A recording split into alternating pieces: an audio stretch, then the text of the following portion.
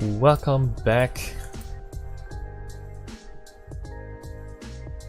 Playing some Zoom.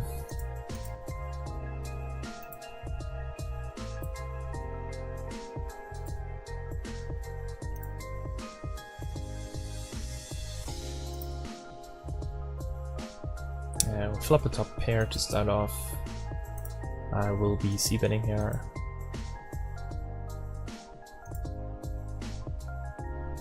And I will be betting the turn. If the turn is a card lower than an 8, I'm gonna be betting again.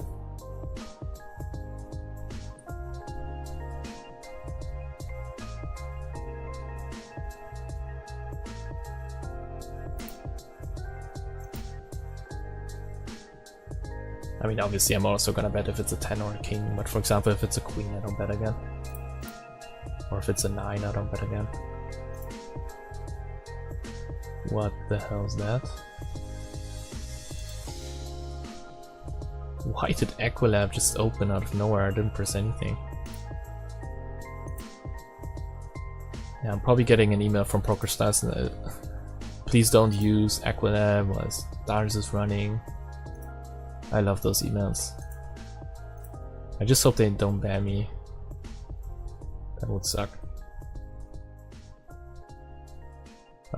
This is an awkward spot. And I think we can still call because we have a position on this guy.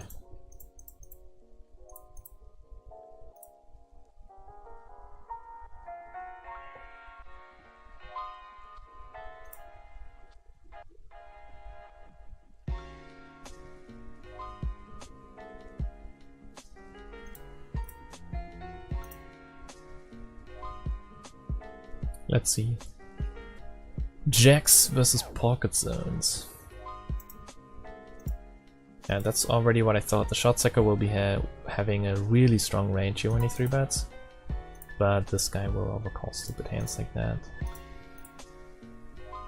A range that I should be crushing. For example, if he has 7s, he probably also calls Jack 10 suited, Queen 10 suited, King Queen suited, stuff like that I've dominated.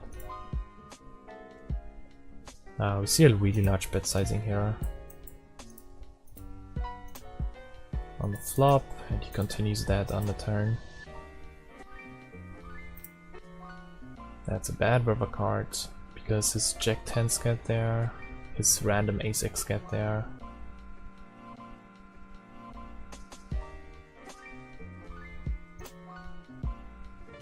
And he tank checks.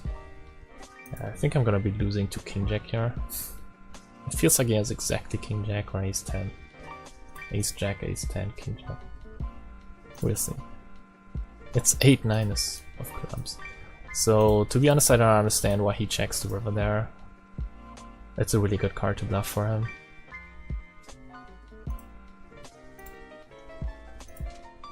Lucky for me, I mean. One of those spots where he leveled himself out of a good bluff, I guess. And I profited from it. But you see it a lot, actually. You see it very often that people bet turn, flop and turn, they love bluffing, c-bet bluffing, flop and turns, and they just give up rivers too often. You see it over and over again. Let's call one time. We have position, so it cannot be too bad with an open-ended straight draw. But the problem here is that our 7s are very rarely good in itself, and even if they are good, that means they are pure bluffing, and then usually they continue their pure bluff, and we can't continue tens and rivers. The other aspect here is that, yeah, we do have an open-ended straight draw, but if we hit our open-ended straight draw, it's so damn obvious, right? Like we have a 7. We bet or call. So it's really just a question of, do they bet hands and check a lot?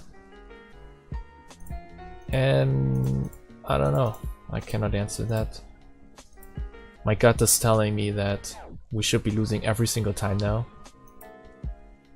When he bets, I call, and this guy calls too. We'll see. And we do lose. They actually had us both beat on the flop. So we lost the hand even though it went.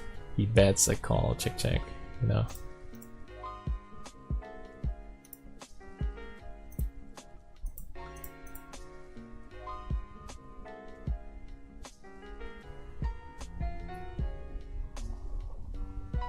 Okay, that's a really good sizing on 10-3-5 rainbow to just bet one big blind over pot.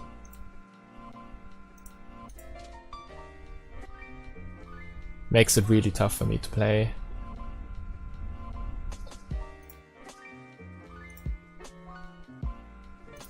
This is the doom turn.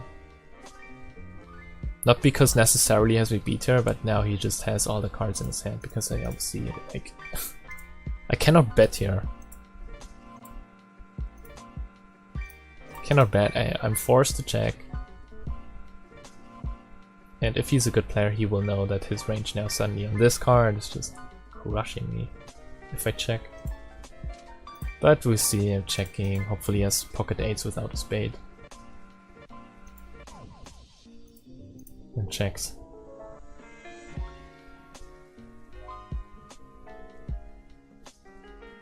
Nope, he has tens as well with a spade.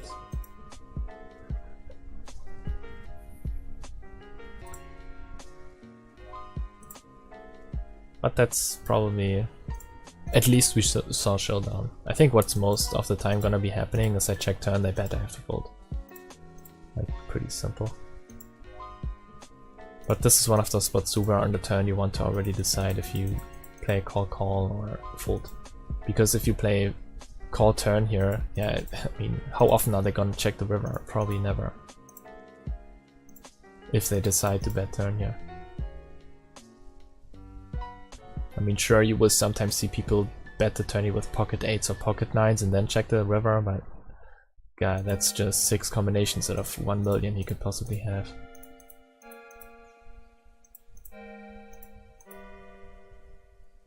Because deuces have you beat, sevens have you beat, any 7x has you beat, any deuce x has you beat. All pocket pairs, 3s through 6s have you beat. All 2 pairs have you beat. Jacks plus have you beat. All flushes have you beat. And then, yeah, sure, he could have maybe something like king queen offsuit with the king of spades, and he could bluff that, and then check the river if he misses. But if you think about how much equity that hand has a flush draw and two overcards, so it's like 30% equity. Yeah, against his range, if he bets, you're just dead. You're completely dead.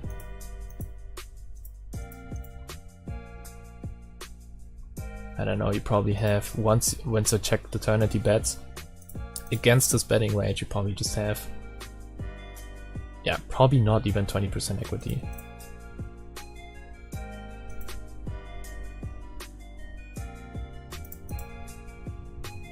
I would doubt it.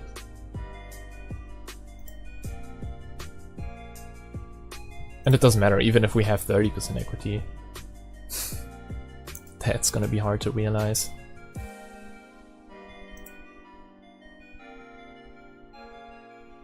Even 40% would be hard to realize. But once we have 40%, it starts becoming really awkward to fold to any bet. Because even if he pots it, we just need to realize 33%. But yeah, because of what I said, I mean, if you look at his range, he's just gonna very often play bet turn, bet river, if he decides to bet.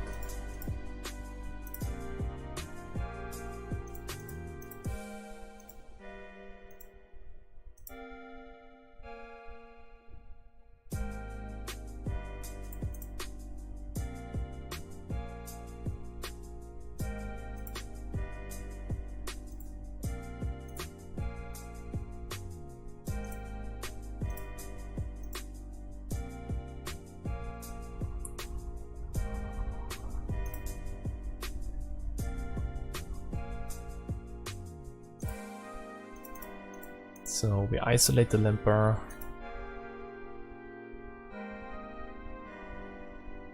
On the button. And we hit a king and back to flush draw. I'm just gonna check. Here we are betting.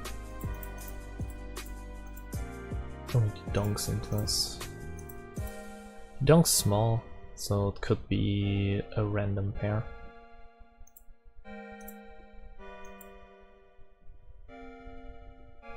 I'm gonna raise the turn and check back the river. If he re-raises my raise, or if he donks the river now in this card, I'm just gonna fold. Yeah, perfect. We got max value from 5-6 there, I would say. Obviously we get more value by betting flop, because he's never folding that, but we raised pretty large on the turn.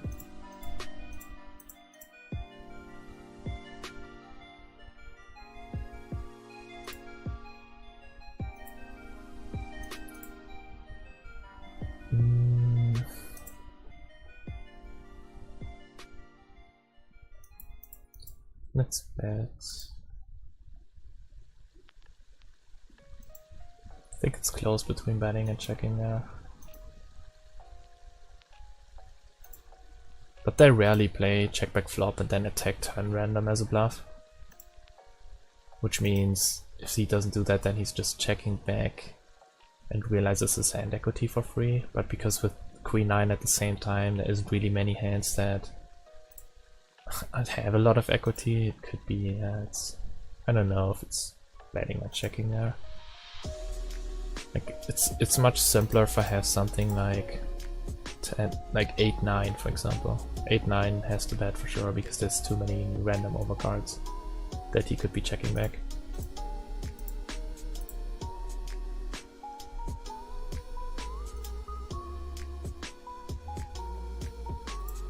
Yeah, I guess it's a check. A King 9, a Queen 9. Should probably always just check, yeah. And then bet Jack 9 and worse. And also check 7x.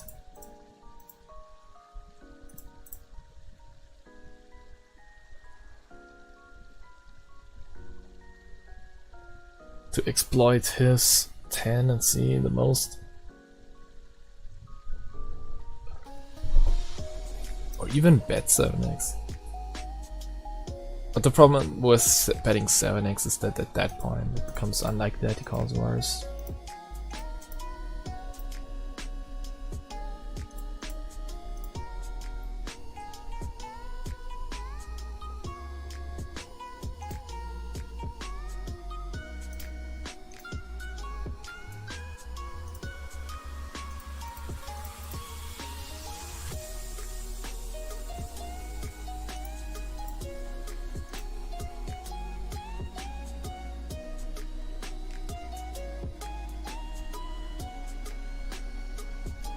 What is Rob Z going to do here? He calls the cutoff open raise in the big blind. What is Guru George 03 doing? He fades over the bet button with his mouse. He bets 1/3 pot on the flop. Rob Z folds. What a hand! We have finished the session with an incredible result. Alright, that's just a little over the top. Anyway, leave a like or dislike. See you in the next episode. Bye bye.